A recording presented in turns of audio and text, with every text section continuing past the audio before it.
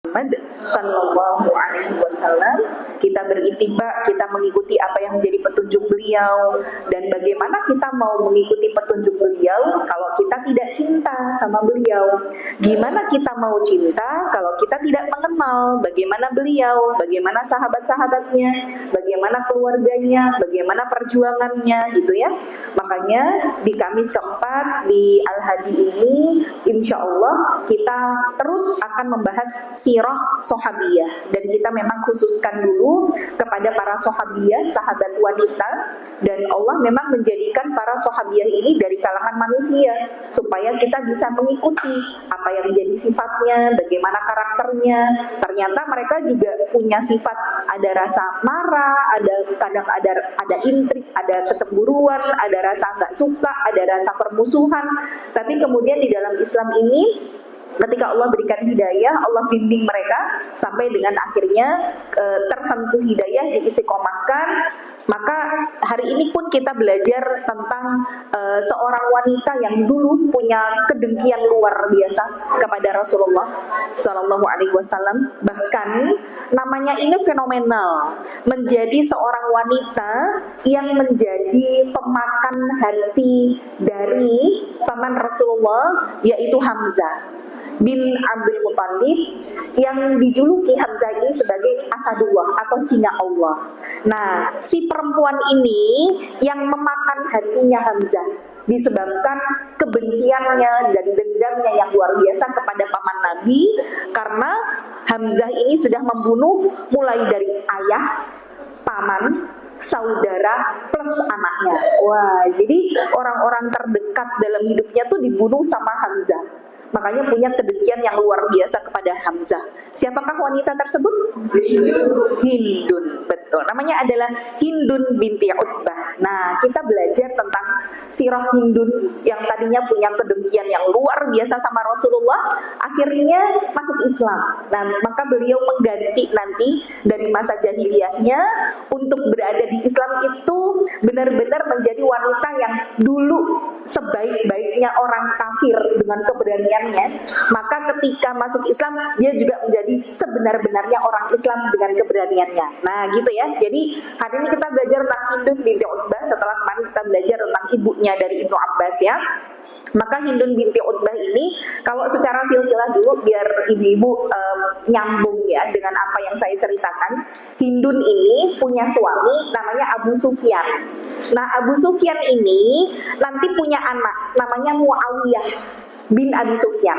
Muawiyah bin Abi Sufyan ini nanti yang menjadi khalifah setelah Ali bin Abi Thalib, dan juga yang sempat berseteru dengan Ali bin Abi Thalib sampai nanti muncul kelompok Syiah gitu ya, muncul kelompok Khawarij, karena memang Muawiyah bin Abi Sufyan ini menjadi orang yang tidak sepakat dengan Ali bin Abi Thalib ketika Utsman bin Affan terbunuh. Kemudian Ali ini pengennya untuk segera digantikan kepemimpinannya dengan khalifah yang baru. Tapi Muawiyah menolak dengan alasan temukan dulu pembunuh Utsman, baru memikirkan negara. Akhirnya nanti terjadi pertempuran antara dua kubu sahabat besar, antara Muawiyah dan Ali. Muawiyah sendiri nanti juga bersama dengan ibunda Aisyah, terjadilah perang yang disebut dengan perang Jamal, Ma'rakatul Jamal atau Ma'rakatul Siffin. Ini nanti yang mendasari kelompok Syiah akhirnya semakin membesar dengan menjadi pengikutnya Ali. Nah, tapi saya tidak membahas tentang Muawiyah. Saya cuma pengen ibu-ibu paham bahwa Muawiyah ini anaknya Abu Sufyan sama Hindun, gitu ya. Muawiyah ini juga sebenarnya salah satu dari sahabat yang menulis wahyu. Jadi penulis wahyu itu ada dua, Zaid bin Thabit sama Muawiyah bin Abi Sufyan. Cuman memang yang lebih terkenal adalah Zaid bin Thabit. Kemudian nanti dari jalur Abu Sufyan itu punya anak kandung tapi beda istri dari Hindun, yaitu anaknya Abu Sufyan, Romlah binti Abi Sufyan, yang juga menjadi istri Rasulullah. Nah, jadi Romlah binti Abi Sufyan ini anak tirinya Hindun ya. Jadi Abu Sufyan sebelumnya menikah dengan seorang wanita, kemudian punya anak Romlah gitu, baru kemudian menikah dengan Hindun. Pernikahan dengan Hindun lahirnya Muawiyah. Paham ya? Nah, maka Romlah binti Abi Sufyan ini salah satu dari istri Rasul yang lebih terkenal dengan nama Ummu Habibah. Nah, Ummu Habibah itu nama aslinya adalah Romlah binti Abi Sufyan. Kalau ibu-ibu masih ingat, saya pernah kisahkan tentang Romlah binti Abi Sufyan. Itu seorang istri yang dinikahi Rasul ketika berhijrah ke negeri Habasyah. Jadi hijrahnya kaum muslimin itu pertama kali ke Habasyah atau yang disebut dengan Ethiopia. Maka karena keadaan kaum muslimin yang ada di Mekah saat itu diintimidasi oleh orang-orang kafir, maka Rasulullah yang memang punya pembela dari paman-pamannya tidak bisa untuk membantu kaum muslimin yang tertindas karena beliau sendiri juga dibantu sama paman-pamannya. Akhirnya Rasulullah mengizinkan para sahabat untuk menyelamatkan keimanannya, hijrahlah ke negeri Habasyah. Di antaranya nanti Romlah binti Abi Sufyan bersama dengan suaminya. Namun ternyata di negeri Habasyah yang notabene di situ adalah orang-orang Nasrani, walaupun hijrah ke sana mereka juga diizinkan untuk memeluk agama Islam dan melakukan ibadah didukung gitu ya, tidak diintimidasi, tidak diganggu sama Raja Najasyi dan pengikutnya. Cuman Habasyah ini notabene semuanya Nasrani. Cuman mereka mau untuk memberikan suaka atau perlindungan kepada kaum muslimin yang hijrah ke sana. Maka ketika Hindun dan juga suaminya ini hijrah ke Habasyah, ternyata suaminya malah murtad. Nah, jadi di kesana menyelamatkan keimanannya, ternyata di negeri hijrah malah imannya nggak selamat. Jadi suaminya Romlah tadi murtad gitu ya, sehingga tinggallah seorang diri Romlah melahirkan anaknya yang bernama Habibah di sana. Jadi beliau janda, masih punya anak kecil di negeri hijrah, tidak ada siapapun yang membela beliau. Sampailah kabar ini kepada Rasulullah. Saat itu Rasulullah sudah di Madinah. Maka Rasulullah akhirnya menikahi Romlah binti Abi Sufyan ini atau yang bergelar Ummu Habibah gitu ya.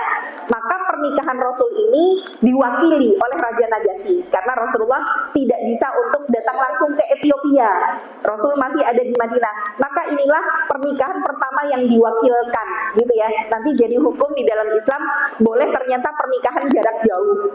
Boleh ternyata nikah itu diwakili sama orang lain.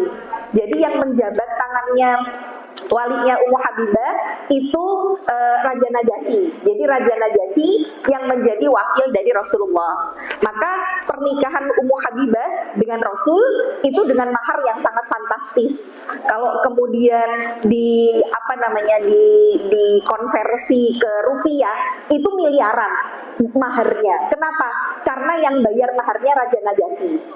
Jadi Raja Najasyi memberikan mahar yang sangat istimewa kepada Ummu Habibah, plus selir-selirnya atau istri-istrinya Raja Najasyi ini disuruh untuk memberikan barang terbaik, termahal untuk seserahan lah, bahasanya seserahan untuk Ummu Habibah.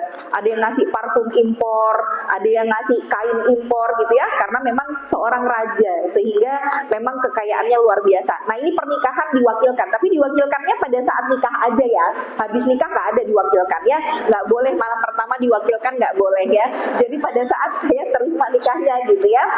Nah, Raja Najasyi saat itu masih Nasrani ya. Nanti di akhir baru kemudian Raja Najasyi ini masuk Islam tanpa diketahui oleh rakyatnya satupun karena beliau gengsi untuk mengakui keislamannya. Makanya ketika Raja Najasyi nanti meninggal dunia dan rakyatnya tidak tahu kalau dia sudah beragama Muslim, maka pada saat Raja Najasyi ini dimakamkan, ritualnya ritual Nasrani dan tidak ada satupun yang menyolatkan di sana karena taunya Raja Najasyi di sana juga Nasrani semua. Maka inilah nanti sholat ghaib pertama dilakukan oleh Rasul dan kaum muslimin, yaitu untuk menyolatkan Raja Najasyi gitu ya. Jadi sholat ghaib nanti hukumnya menjadi wajib ketika di tempat tersebut tidak ada kaum muslimin yang menyolatkan. Tapi kalau misalkan meninggalnya di kalangan kaum muslimin sudah ada sholat jenazah, maka sholat ghaib hukumnya tidak wajib karena sudah diwakilkan oleh kaum muslimin yang di situ sholat jenazah ya. Nah nanti Rasulullah dan Ummu Habibah Habibah menjalani pernikahan yang disebut bahasa sekarang LDM, long distance marriage gitu ya, pernikahan jarak jauh. Jadi nanti kalau ibu-ibu pengen belajar gimana ya kalau aku sama suami sekarang kepisah, suami kerjanya di luar Jawa, gimana biar tetap bisa jaga kepercayaan, pelajari sirahnya Ummu Habibah dan juga Rasulullah yang memang saat itu ketika menikah tidak langsung berkumpul, tapi jarak 1 tahun baru kemudian Ummu Habibah nanti bertemu Rasulullah di Madinah. Nah ini biar ibu-ibu tahu dulu bahwa oh Abu Sufyan itu punya keterikatan yang sangat kuat dengan Rasul, karena Abu Sufyan adalah mertuanya Rasul gitu ya. Termasuk nanti pada saat akan terjadi Fathu Makkah, Abu Sufyan ini pentolan kaum kafir yang ada di Mekah, sehingga dia punya wewenang yang sangat besar terhadap kaum musyrikin yang ada di Mekah saat itu. Nah ketika nanti terjadi Fathu Makkah, Abu Sufyan ini takut kalau Rasulullah menyerang. Abu Sufyan ini curi start nanti untuk datang ke Madinah seorang diri, ngelobi siapa? Anaknya yang saat itu istri Rasul. Begitu masuk rumahnya, ternyata Ummu Habibah yang saat itu menjadi istri Rasul sudah di Madinah. Kemudian saat Abu Sufyan masuk ke rumahnya Ummu Habibah, baru mau duduk di karpet gitu ya, di tikar, sama Ummu Habibah langsung digulung tikernya. Sampai kata bapaknya ini, kenapa kamu menggulung tikar itu? Ayah ini belum sempat duduk, masa udah kamu gulung gitu ya. Kemudian kata Ummu Habibah, demi Allah engkau musyrik wahai ayah, dan tikar ini adalah tikar yang biasa dijadikan alas duduk untuk Rasulullah, sehingga tidak pantas seorang yang musyrik duduk di tikar yang sama dengan Rasulullah. Nah jadi Ummu Habibah adalah contoh tokoh seorang wanita yang memiliki wala itu loyalitas gitu ya, al-wala wal bara, punya loyalitas yang sangat tinggi terhadap Islam, sekalipun itu ayahnya sendiri, tetap beliau tidak sepakat dengan apa yang dilakukan ayahnya. Makanya Abu Sufyan di situ mau nego sama anaknya, bilang sama suamimu jangan menyerang kami. Udah nggak bisa duduk aja digulung tikernya, apalagi suruh beri suaminya gitu ya untuk tidak menyerang. Nah ini kisah Ummu Habibah sudah saya jelaskan. Saya cuma pengen ibu-ibu ingat aja ya, karena nanti takutnya kalau langsung ujuk-ujuk saya bahas hidup nggak mudeng. Ini sama Rasulullah kaitannya apa gitu ya. Oke, mungkin saya kecepatan ya ibu-ibu ya. Ya terlalu cepat ya. Kecepatan ibu-ibu nggak bisa ngikutin ya. Oke, saya biasa cepat. Oke, saya pelan-pelan ya. Ya, baik. Sekarang ibu insya Allah sudah paham ya bagaimana lingkaran dari keluarga ini ya. Jadi Abu Sufyan adalah suaminya dari Hindun binti Utbah. Tapi Abu Sufyan sebelum menikah dengan Hindun punya istri lain. Kemudian lahirlah Romlah binti Abi Sufyan yang beliau menjadi istri Rasulullah dan lebih terkenal dengan Ummu Habibah. Kemudian pernikahan Hindun dengan Abu Sufyan melahirkan Muawiyah bin Abi Sufyan. Muawiyah adalah salah seorang sahabat yang menjadi penulis wahyu sekaligus khalifah setelah Ali bin Abi Thalib, yang juga nanti menjadi polemik yang sangat besar dalam dunia Islam karena beliau berperang dengan Ali bersama dengan Aisyah di perang Jamal atau perang Siffin.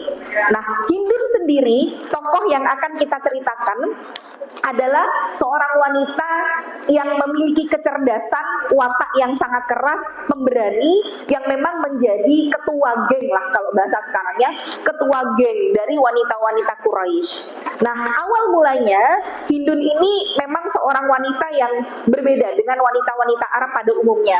Dia fasih bicaranya, dia pemberani, dia kuat, berjiwa besar, pemikir, penyair, dan memang sebenarnya sifatnya mulia gitu ya, pemberani itu. Orang-orang Arab itu dulu yang menjadi ikon orang hebat itu kalau mereka bisa bersyair gitu ya. Makanya para nabi dan rasul itu ketika sama Allah diberikan mukjizat itu artinya sesuatu yang diberikan untuk melemahkan. Nah, itu namanya mukjizat. Jadi misalkan pada zaman Nabi Isa alaihissalam, mukjizat beliau adalah bisa menyembuhkan orang sakit, bisa menghidupkan orang mati. Kenapa mukjizatnya Nabi Isa demikian? Karena pada zaman Nabi Isa, pengobatan atau ilmu kedokteran itu lagi tinggi-tingginya. Sehingga Allah berikan mukjizat yang lebih daripada apa yang ada di kaum tersebut untuk melemahkan, gitu ya. Nabi Musa alaihissalam, mukjizatnya berupa tongkat yang bisa berubah menjadi membelah lautan ataupun menjadi ular yang sangat besar. Kenapa? Karena pada saat itu masyarakat Mesir dengan ilmu sihir yang luar biasa dahsyat. Maka harus ada yang lebih hebat dari itu. Nah, Rasulullah mukjizatnya Al-Quran. Jadi dulu ilmu pengetahuan belum seperti ini. Tapi orang-orang Arab itu mereka menjadikan syair itu nomor satu. Sampai mereka itu punya pasar yang khusus syair gitu ya. Jadi apa-apa tuh bersyair, kematian bersyair, perang bersyair ya, seneng bersyair. Memang itu kebiasaan mereka. Maka turunlah Al-Quran untuk mematahkan dan melemahkan bahwa syair kalian mau sebagus apapun tidak ada yang sebagus sastranya Al-Quran, gitu ya. Makanya Al-Quran menjadi mukjizat sampai akhir zaman, bukan cuma dari segi kesusastraannya di masa lalu, tapi ilmu pengetahuan yang sampai hari ini terus bisa kita gali dari Al-Quran, ya.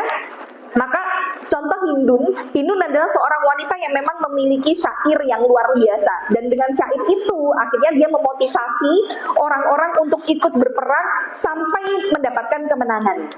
Maka Hindun ini adalah wanita terbaik dari kalangan wanita Quraisy dan yang paling pintar di antara mereka.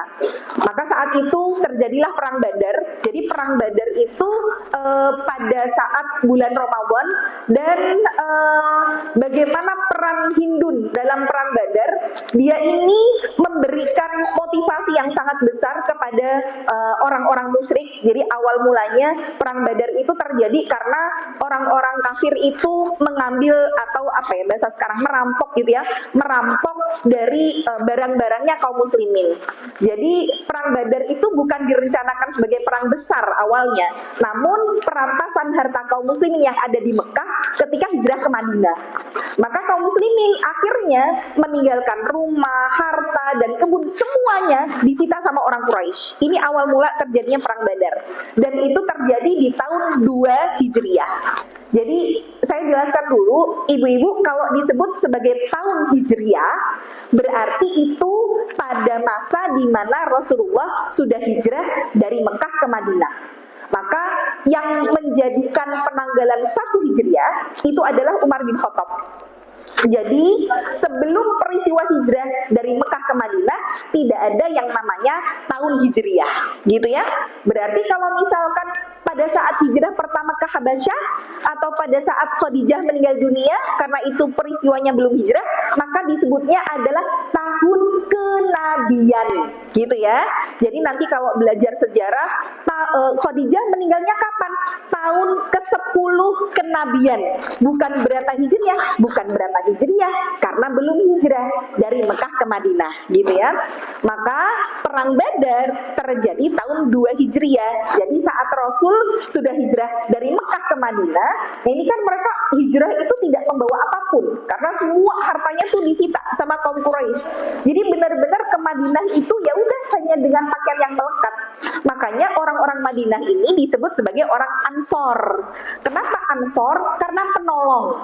Sedangkan orang Mekah disebutnya muhajirin, orang yang berhijrah. Tapi Masya Allah, dengan persaudaraan Islam yang begitu kuat, orang Ansor itu sama kaum muslimin, saking mereka sayangnya gitu ya, sampai mereka bilang, kalian di Mekah meninggalkan keluarga, meninggalkan kebun, meninggalkan mata pencaharian, sekarang kalian berada di Madinah, apa yang kalian tinggalkan di sana, kalian mendapatkan ganti di sini. Nih, aku punya beberapa kios di pasar, ambil, mana yang mau kamu jadikan sebagai mata pencaharian. Kamu meninggalkan keluargamu di sana, meninggalkan istrimu di sana. Nih, aku punya 4 orang istri. Pilih mana yang paling cantik dan paling kamu senangi, tak ceraikan, tak nikahkan dengan kamu. Itu orang Ansor tuh sebegitunya, Bu. Nah, maka ketika kemudian di perang Badar ini, gitu ya, kafilah dagang Quraisy ini dipimpin sama Abu Sufyan. Jadi mereka ini membawa harta besar hasil modal kaum muslimin. Jadi mereka udah ngerampok duluan. Akhirnya Rasulullah berniat menghadang kafilah dan bukan berperang. Awal mulanya gitu, Bu. Jadi sebenarnya kaum muslimin hanya sekedar mau mengambil barang milik mereka aja, bukan mau perang.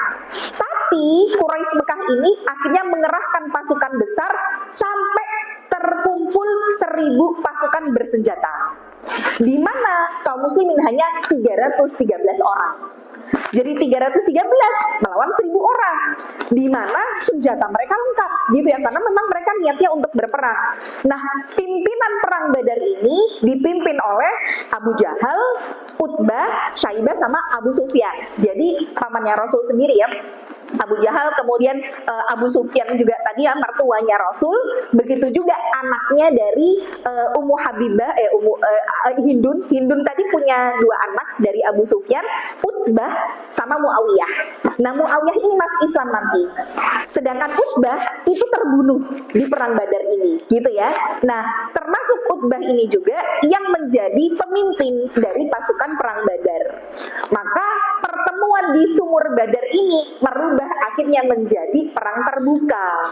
Yang kaum muslimin 313 orang dengan persenjataan yang sangat minim dan hanya punya 2 kuda dan 70 unta, bergantian 300 orang, untanya 70, berarti kan gantian-gantian mereka.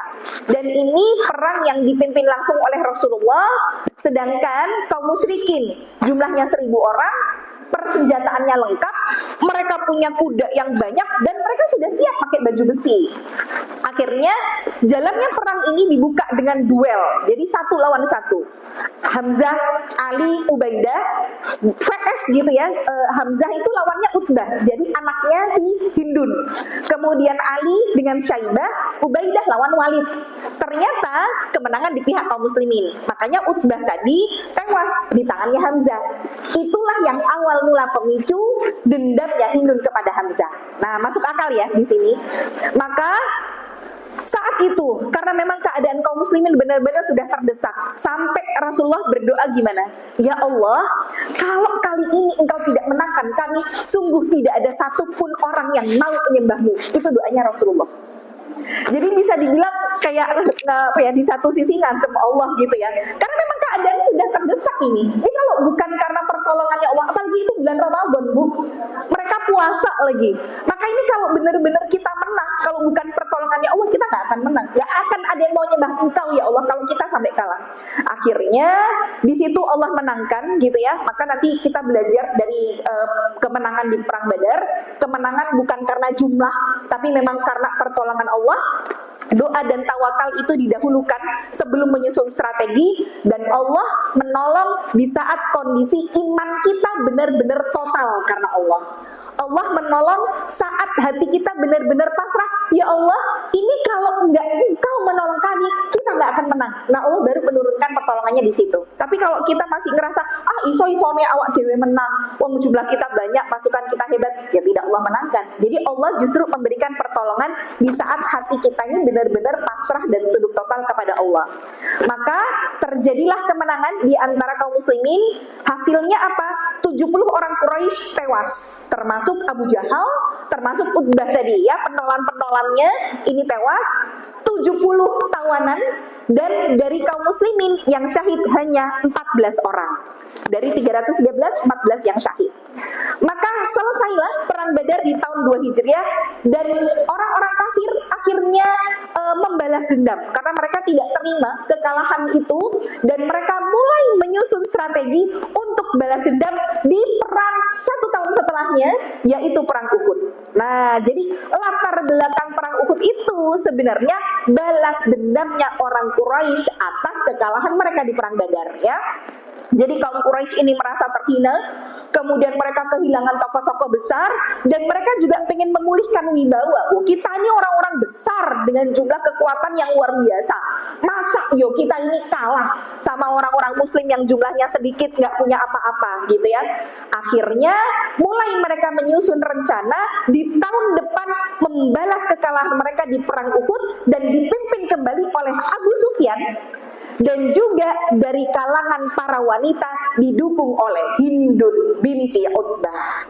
Bahkan Hindun di situ sampai akhirnya memotivasi semua orang-orang, para wanita dan juga anak-anak, kalian semua harus ikut berperang supaya para laki-laki itu tahu kalau kalian berperang, kalian harus menjadi orang yang dihormati oleh mereka. Jadi bisa dibilang memotivasi laki-laki tuh, lihat, kamu lihat nih para wanita dan anak-anak, kalau sampai kalian kalah berarti kalian menghinakan, kalian tidak membela nih para wanita. Jadi di situ akhirnya Hindun karena memang punya dendam yang luar biasa ya kepada Hamzah, karena tadi bukan cuma anak, ayah, paman, saudara, plus anak, 4 orang tewas di tangannya Hamzah. Maka yang dia lakukan apa? Dia akhirnya di situ punya target pembunuhan kepada Hamzah. Cuman dia kan tidak bisa kalau melakukan seorang diri. Maka saat itu mereka membicarakan strategi, karena Hamzah ini julukannya adalah Asadullah, singanya Allah. Itu julukan untuk Hamzah. Akhirnya para pembesar-pembesar tadi dari Abu Sufyan dan lain sebagainya punya 2 target utama di perang Uhud yang harus mereka bunuh, itu Hamzah dan Rasulullah. Wes, ini poin pentingnya gitu ya. Maka sebelum berperang mereka membicarakan strategi dulu dan mengusulkan membunuh Hamzah setelah membunuh Rasulullah. Dan ini jadi poin penting dan target utama dalam misi perang kali ini. Maka sebelum berangkat ke medan perang, mereka punya rencana yang sangat keji dulu terhadap Hamzah, yaitu dengan menyuruh seorang budak berwarga negara Habasyah atau Ethiopia gitu ya, warga Habasyi, yang dia mahir dalam menggunakan lembing. Tahu lembing, Bu? Jadi tombak gitu ya, yang kemudian cara pakainya dengan cara dilempar. Maka ada seorang budak orang Habasyah gitu ya, orang Ethiopia, namanya adalah Wahsy. Ya, Wahsy. Maka Wahsy ini dia adalah seorang budak yang tuannya namanya adalah Jubair bin Mut'im. Nah, Jubair bin Mut'im ini siapa? Jubair bin Mut'im ini punya paman namanya Tu'aimah bin Adi, di mana Tu'aimah itu terbunuh dalam perang Badar. Sehingga saat itu berarti tuannya si Wahsy ini kan ponaannya orang yang terbunuh di perang Badar, dan terbunuhnya juga sama Hamzah. Akhirnya si ponaannya ini bilang sama Wahsy, pergilah bersama pasukan Quraisy, kalau kamu bisa bunuh Hamzah, pamannya Muhammad, untuk membalas kematian pamanku Tu'aimah bin Adi pada perang Badar, maka sebagai balasannya engkau akan jadi hamba yang merdeka. Nah, jadi karena dia milik tuannya, di mana tuannya ponaan dari orang yang terbunuh sama Hamzah di perang Badar, maka balas dendam itu, kalau kamu bisa bunuh Hamzah, pamannya Rasul, membalas dendam kematian pamanku, maka kamu akan aku merdekakan. Nggak ada yang lebih senang balasan bagi seorang budak kecuali dia jadi hamba yang merdeka. Akhirnya Wahsy tadi yang memang diminta untuk membunuh Hamzah, supaya memotivasi dia untuk semangat membunuh Hamzah, dibawalah sama Tu'aimah ini tadi ya, sama si Jubair ini tadi ke tempatnya Hindun, karena tahu Hindun juga punya dendam yang sangat besar kepada Hamzah. Akhirnya ketika saat itu Hindun pun diam menunggu waktu keluar untuk berperang, dan memang menunggu waktu untuk balas dendam, ketemulah sama si Wahsy ini tadi, sampai akhirnya Hindun bilang sama Wahsy, kalau kamu berhasil membunuh Hamzah, dia melepas anting-antingnya, melepas kalung emas yang penuh dengan permata, dia bilang sama Wahsy, semua ini akan jadi milikmu kalau kamu berhasil untuk membunuh Hamzah. Wah, dan itu semakin memotivasi Wahsy gitu ya. Akhirnya sebelum pertempuran itu, Wahsy terus berlatih dengan giat, karena yang terlintas di benaknya, aku harus segera berjumpa dengan peperangan itu, di mana dia punya secercah harapan bebas dari perbudakannya. Bukan cuma itu, dia juga akan mendapatkan perhiasan yang sangat berharga yang dikenakan oleh pemimpin wanita Quraisy, istri pembesar Quraisy. Wah, ini bisa dibilang kayak penghargaan yang sangat luar biasa kalau Wahsy sampai bisa melakukan itu. Bukan cuma jadi hamba yang merdeka, dapat perhiasannya, punya pemimpin plus istri pembesar Quraisy. Maka kaum wanita Quraisy pun akhirnya banyak yang hampir semuanya ikut berkontribusi dalam perang Uhud.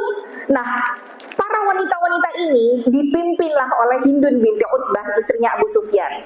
Tugasnya para wanita apa? Menabuh rebana di belakangnya. Jadi kayak bikin yel-yel semangat gitu ya.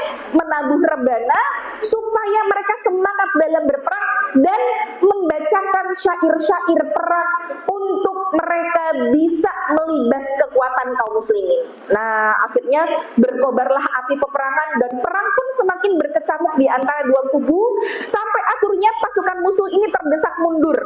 Jadi sebenarnya di perang Uhud itu kaum muslimin hampir mengalami kemenangan. Bisa dibilang itu strategi Rasulullah, ada 700 pasukan kaum muslimin dan ada 50 pemanah yang ditaruh di atas bukit pemanah atau sekarang disebutnya sebagai Jabal Rumat gitu ya. Jadi kalau ibu-ibu city tour ke daerah Uhud, nanti sebelahnya Uhud itu sebelah sininya ada bukit yang sebenarnya tidak terlalu tinggi, namanya Jabal Rumat. Nah, Jabal Rumat ini bukit pemanah namanya. Bukit pemanah itu yang sebenarnya awal mula Rasul menempatkan 50 pemanah di sini. Jadi karena posisinya di atas bukit ya, sehingga dengan mudah kaum muslimin itu bisa melesatkan panahnya kepada kaum kafir yang ada di bawah. Jadi awal perangnya kaum muslimin unggul nih dan hampir menang total. Tapi ternyata kesalahan mereka terletak pada mereka tidak mau taat sama perintah Rasul. Kata Rasulullah, apapun yang terjadi, jangan pernah turun dari atas bukit. Itu perintah Rasul. Ternyata sebagian pemanah turun dari bukit. Kenapa? Mengira bahwa perang sudah selesai. Oh, kita menang nih. Perang udah selesai. Lihat ghanimah ataupun harta rampasan kaum kafir banyak gitu ya. Dan mereka sudah tersilaukan dengan harta itu. Akhirnya turun ini dari bukit dan di situ pemimpin pasukan kaum musyrik yang dipegang oleh Khalid bin Walid. Jadi Khalid bin Walid ini singa Allah ya, Saifullah al-Maslul, pedang Allah yang terhunus. Nah, ini masih musyrik saat itu. Memang dari sejak kafir itu sudah menjadi orang yang pandai dalam strategi perang. Akhirnya Khalid bin Walid memutari bukit saat itu sampai akhirnya menyerang dari belakang dan pasukan muslimin kocar-kacir. Disinilah akhirnya Rasulullah terluka parah, bahkan gigi Nabi juga patah. Bahkan di situ isu Rasulullah wafat itu sudah menyebar di antara kaum muslimin dan itu bikin kaum muslimin down gitu ya, karena gimana Rasulullah wafat. Nah, disinilah akhirnya terjadi pembunuhan Hamzah. Maka sebelum peperangan dimulai, Rasul tadi sebenarnya sudah memberikan wejangan kepada para sahabat, semangat dalam berjuang, sabar dan tegar dikala menghadapi musuh.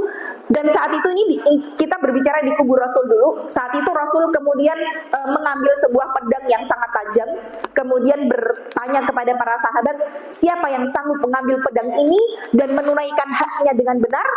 Akhirnya bangkitlah beberapa kalangan sahabat yang luar biasa. Ada Ali bin Abi Thalib, ada Zubair bin Awam, ada Umar bin Khattab, sampai berdirilah seorang laki-laki namanya Abu Dujanah. Kemudian dia yang akhirnya datang kepada Rasul dengan mengatakan, apakah hak pedang ini wahai Rasul? Maka Rasul kemudian mengatakan, engkau harus memukul wajah-wajah musuh dengannya sampai pedang ini bengkok. Akhirnya Abu Dujanah mengatakan, aku yang akan mengambilnya dan menunaikan hak pedang itu wahai Rasulullah. Akhirnya dipeganglah pedang ini dengan Abu Dujanah, dan Abu Dujanah saat itu mengikatkan kain merah di kepalanya sebagai tanda bahwa tekad yang sangat kuat untuk melaksanakan tugas yang dijanjikan oleh Rasul. Akhirnya beliau dengan gagah beraninya saat itu Zubair bin Awam sampai dalam hati itu berkata, ketika aku memohon supaya Rasulullah memberikan pedangnya itu kepadaku, lalu ternyata Rasul tidak mau untuk memberikan pedang itu kepadaku, justru memberikannya kepada Abu Dujanah. Sampai aku berbisik pada diriku, bukankah aku ini anak dari paman bibinya? Aku ini kan bangsa Quraisy, aku yang datang ke hadapan beliau, aku yang minta untuk diberikan pedang itu. Namun Abu Dujanah justru mendahului beliau. Sampai akhirnya aku mengikuti Abu Dujanah, dan Abu Dujanah mengeluarkan sebuah kain merah dan diikatkan di kepalanya. Disitulah aku melihat bahwa setiap kali Abu Dujanah berhadapan dengan prajurit musyrik, maka tidak ada yang dilibas selain Abu Dujanah membunuhnya. Sampai saat itu Zubair bin Awam ini ngelihat ada seorang laki-laki musyrik itu yang benar-benar beringas. Sampai akhirnya di situ Zubair bin Awam berdoa, semoga laki-laki musyrik ini ketemu sama Abu Dujanah. Dan betul, akhirnya si musyrik ini berduel bersama dengan Abu Dujanah. Mereka sabet-sabetan pedang, sampai akhirnya pedangnya si laki-laki ini, orang musyrik ini jatuh. Dan disitulah Abu Dujanah akhirnya mengayunkan pedangnya ke badan prajurit kafir tadi dan menyebabkannya jatuh ke tanah, tewas seketika. Jadi memang saat itu benar-benar pertempuran sengit gitu ya. Maka Hamzah, di satu sisi Hamzah pamannya Rasul yang bergelar Asadullah itu maju ke barisan depan medan perang dan menghancurkan barisan musuh, merobohkan pasukan musyrikin dengan pedangnya. Bahkan ia ini bertempur bak singa yang mengamuk dalam kancah pertempuran. Sampai salah seorang sahabat berkata, Hamzah berperang pada perang Uhud di dekat Rasulullah dengan menghunus pedangnya, sembari berkata, aku adalah singa-singanya Allah. Maka saat itu ketika kemudian para kaum muslimin sudah mulai turun gitu ya, kemudian ditembakin sama dengan panahnya oleh orang-orang kafir, kekuatan Hamzah di situ sudah mulai melemah. Maka sampailah ketika saat itu Hamzah sedang berduel nih dengan seorang laki-laki, di sisi yang lain Wahsy yang saat itu sudah ngincer di mana keberadaan Hamzah. Dia memperhatikan betul bagaimana Hamzah dan dia bersembunyi di balik batu. Maka ya ngintip ya di balik batu. Sampai akhirnya saat itu yang membuat ada seorang laki-laki namanya Sibah bin Abdul Uzza. Setelah itu jadi posisi Hamzah sama Sibah bin Abdul Uzza ini bertempur sampai Sibah bin Abdul Uzza ini dipukul kepalanya sama Hamzah. Nah, disitulah kemudian jadi bisa dibilang Hamzah ini sudah fokus sama Sibah bin Abdul Uzza dan itu membuat posisinya Hamzah semakin dekat dengan Wahsy. Maka Wahsy pun sudah mulai menggerak-gerakkan lembingnya itu tadi, dia sudah mulai ancang-ancangnya untuk melempar kepada Hamzah. Maka begitu kemudian dia lesatkan lembingnya tadi ke arah Hamzah, tepat mengenai bagian perut bawahnya dan itu tembus sampai lembingnya itu meluncur di bawah kakinya Hamzah. Nah, jadi memang posisi karena dia pelempar lembing yang sangat handal ya, jadi dengan jarak yang jauh saja dia bisa tetap tepat sasaran. Nah, jadi begitu dilemparkan tembus dari bawah perut sampai nanti jatuhnya ke bagian bawah kaki. Ini Bu, kalau misalkan saya pernah cerita ya masalah ini. Jadi sekitar tahun 2000-an itu terjadi banjir besar yang ada di sekitar Mekah Madinah dan memang tanah di sana kan tidak bisa untuk meresap air sehingga itu membuat jenazah syuhada Uhud itu sampai terapung gitu ya. Maka di tahun 2000-an itu sempat jenazahnya yang meninggal di perang Uhud nanti sekitar 70 orang. Jadi kalau ibu-ibu Siti tur tadi di dekat Bukit Uhud itu ada makam umum gitu ya untuk syuhada Uhud, tapi memang ditutup ya dengan gerbang, tapi ditulis di depannya syuhada Uhud gitu ya, orang-orang yang tewas di perang Uhud. Nah, di tengah situ Bu, kalau ibu perhatikan, di tengah-tengah makam Uhud itu ada 3 makam sebenarnya yang dia teridentifikasi. Salah satunya adalah Hamzah. Kalau yang lain kan cuma tinggal tanah aja, tapi 3 itu benar-benar ada kuburannya, ada tandanya. Nah, salah satunya adalah Hamzah. Jadi pada saat banjir besar itu, kemudian jenazahnya tuh keluar.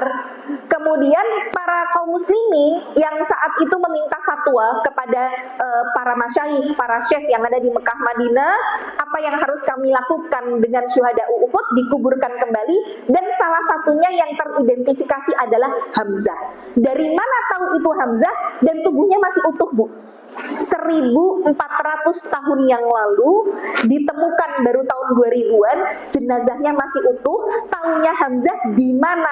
Karena posisi di bawah perut ada luka, bahkan darahnya masih mengucur dengan segar.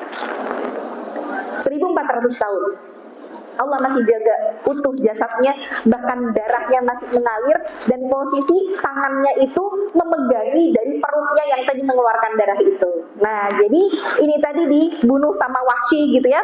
Maka akhirnya kaum Quraisy bahagia dengan kemenangan itu, dan Hindun karena memang merasa bahwa dendamnya ini sudah terbalaskan, maka begitu tahu Hamzah ini terbunuh, maka dia akhirnya masuk ke kancah peperangan. Apa yang dilakukan? Memutilasi korban-korban di antara kaum muslimin yang tewas di situ. Kejem Bu, Hindun itu dulu sebelum Islam, tega bener gitu ya.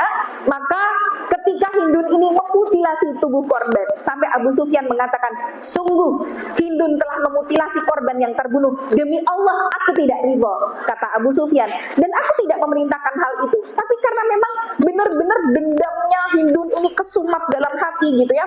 Dia sampai ngambil pisaunya, kemudian begitu tahu Hamzah terbunuh, yang dia lakukan apa? Dirobek itu perutnya, kan sudah di bawah perut tadi ya, itu kan kena lembing, sama dia dirobek, kemudian diambil hatinya.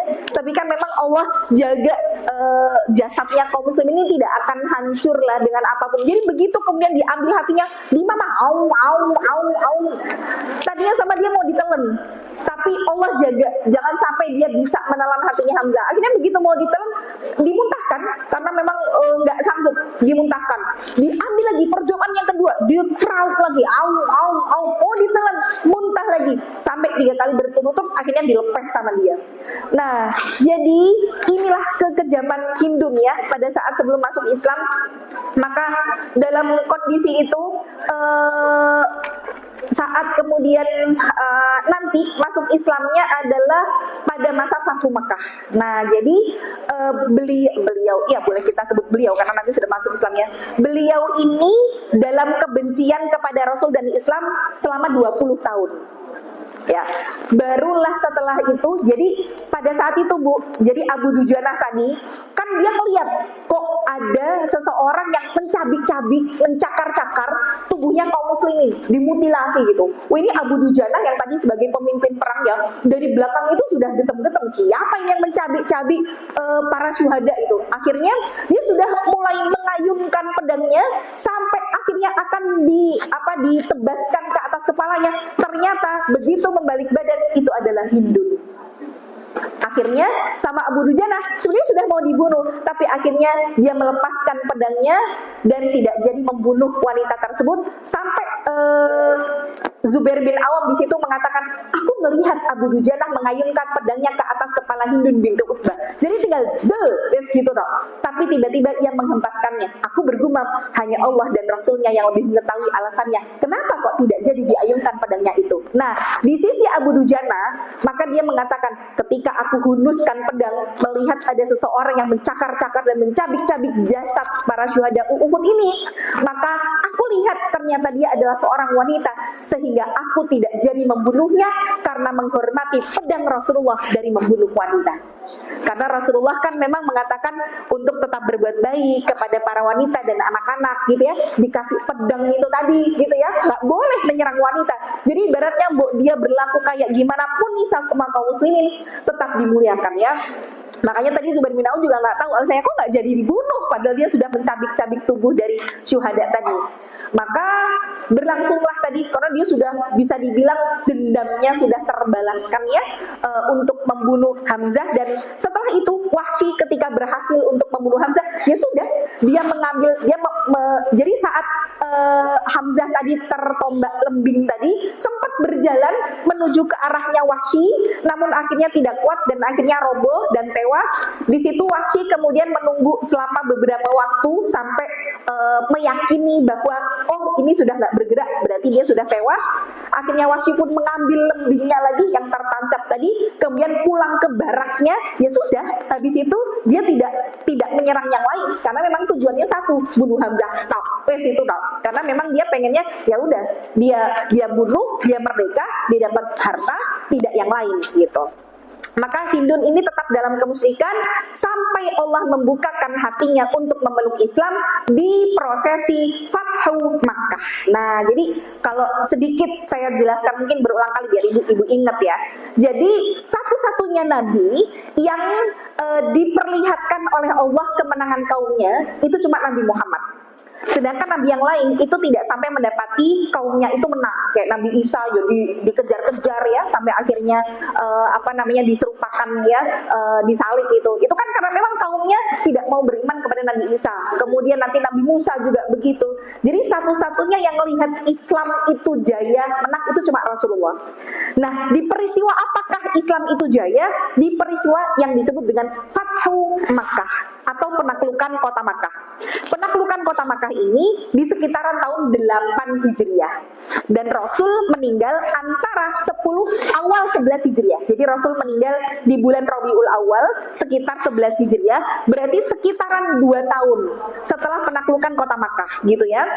Maka peristiwa Fathu Makkah itu nanti terjadi setelah yang disebut dengan Umroh Qadha.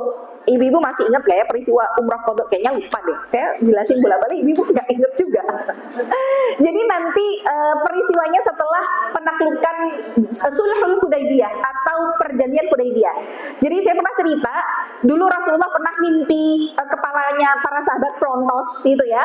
Kemudian itu isyarat bahwa mereka menunaikan umroh. Ternyata mereka sudah berangkat untuk menuju umroh, menuju ke Mekah. Ternyata dihadang nih sama kaum kafir.